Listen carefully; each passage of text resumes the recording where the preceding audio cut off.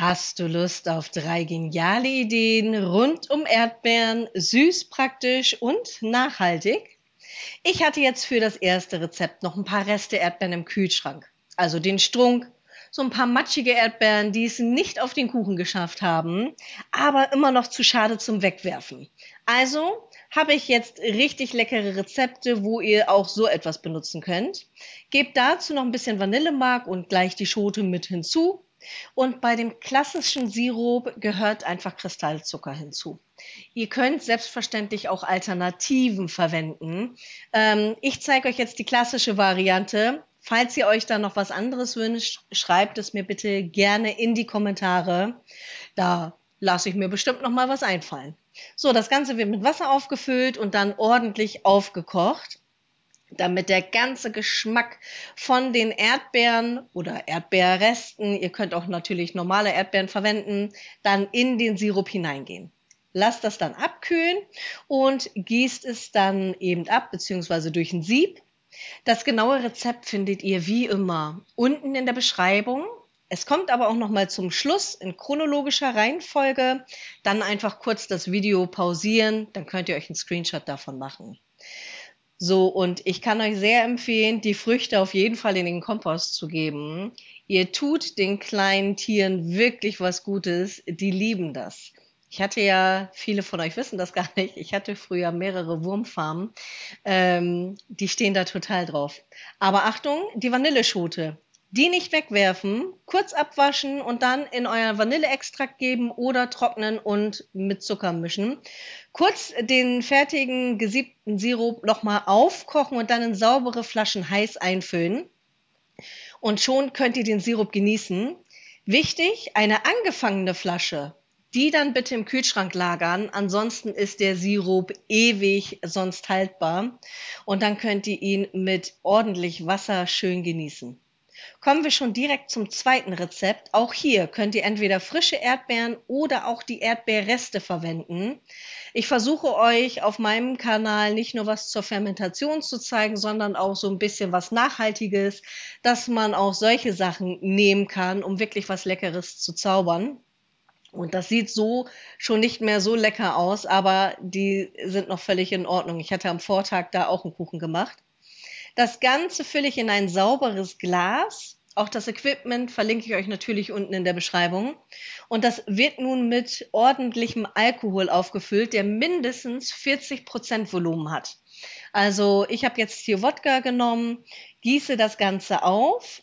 Ihr könnt noch zusätzlich zum Verfeinern hier nochmal entweder etwas Vanillemark verwenden oder alternativ die Schale von einer Zitrone oder einer Orange, ganz was ihr mögt. Und das Tolle an solchen Rezepten ist, ihr macht die jetzt und könnt die dann, weil die ja ewig haltbar sind, sowohl etwas mit Zucker als auch mit Wodka. Der muss jetzt übrigens 2 Wochen dunkel stehen, bevor ihr ihn dann absiebt.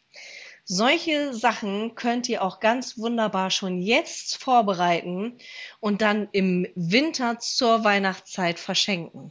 Ich verlinke euch mal unten in der Beschreibung nicht nur mein Equipment, sondern auch so kleine Geschenkflaschen. Die habe ich mir rausgesucht. Ich finde, das ist so eine schöne Idee, dass man einfach Selbstgemachtes verschenkt. Und ihr könnt selbstverständlich nicht nur Erdbeeren hierzu verwenden, sondern auch jedes andere Obst, was gerade Saison hat. Und ist das nicht schön, wenn man einfach was von Herzen schenkt und man es vorher mit Liebe zubereitet hat? Also schreibt mir gerne nochmal in die Kommentare, was ihr davon haltet von dieser Idee, ob und was ihr da gerne verschenkt. Das würde mich wirklich mal sehr interessieren. Hier könnt ihr sehen bei dem Extrakt, der Alkohol hat wirklich alles aus den Früchten rausgezogen. Nicht nur den Geschmack, sondern auch komplett die Farbe. Die sind ganz weiß geworden. Ihr könntet es, wenn ihr es noch ein bisschen sauberer haben wollt, nochmal durch ein Passiertuch geben. Mich stört das nicht, wenn da nochmal so ein bisschen, ja, ist ja wie beim naturtrüben Apfelsaft, das stört mich auch nicht. Wer das nicht mag, einfach nochmal durch ein Passiertuch geben. Das kommt jetzt in ein sauberes Glas. Und dann könnt ihr ein Etikett drauf machen. Ich verwende immer gerne so einen Kreidestift, den kann ich auch wieder abwischen und da schreibe ich dann immer drauf, was sich da befindet. Kommen wir schon zum letzten und sehr gefragten Rezept. Das habe ich immer mal wieder nachgefragt bekommen, weil wir jetzt ja noch die Erdbeer-Rhabarber-Zeit haben. Habe ich mir ein Rezept überlegt, wie ihr beides miteinander kombinieren könnt, um diesen koreanischen Sirup zu machen, der sogenannte Chong.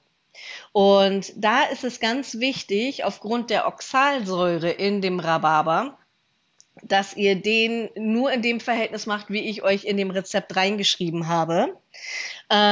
Ich habe den Rhabarber einmal kurz geschält und bei den Erdbeeren auch. Ist natürlich alles gewaschen, geschält, und bei dem Chong habe ich jetzt das tatsächlich so gemacht, dass ich frische Erdbeeren genommen habe und nicht den Strunk. Dann gebt ihr Zucker hinzu, und für diejenigen, die das unbedingt mit Honig machen möchten, das Video ist fertig.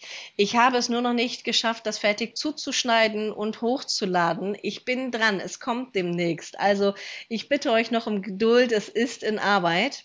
Ihr füllt das dann mit Zucker auf und das Ganze bleibt bei Zimmertemperatur 1 bis 2 Wochen stehen. Für all diejenigen, die noch nicht wissen, wie man so einen Chong macht. Und da rührt ihr dann gelegentlich immer mal um. Und das ist dann eine Fermentation, die da stattfindet, ohne dass ihr das Ganze erhitzt. Das heißt, die guten Stoffe bleiben da einfach in dem Sirup drinne. Es ist schonender und aber genauso haltbar wie der Sirup, den wir zuerst hergestellt haben. Es ist halt einfach nur eine andere Variante ohne Hitze. Und ich finde das tatsächlich ganz praktisch, weil man das so nebenher einfach machen kann. Es ist kein großer Aufwand. Ich habe das bei mir immer stehen, habe mir so eine Erinnerung gesetzt, dass ich weiß, okay, Tag X, da muss das dann in den Kühlschrank. Denn nach diesen 1 bis 2 Wochen geht das Ganze in den Kühlschrank für mindestens 1 Monat, besser aber sogar noch 3 Monate. Es kann sein, dass dann vielleicht sogar noch ein bisschen Restzucker drinne ist. Das ist bei mir einfach so gewesen. Ich habe mich da so ein bisschen verschätzt. Ich habe da einfach zu viel drauf gemacht. Das einfach nochmal umrühren. Und wer möchte, kann die Früchte dann absieben. Ich lasse das tatsächlich drinne und lagere dann meine verschiedenen Fruchtchonks, die ich hergestellt habe, einfach im Kühlschrank. Ich habe da noch einen mit Äpfeln und einen, den ich mal mit Pfirsichen hergestellt habe.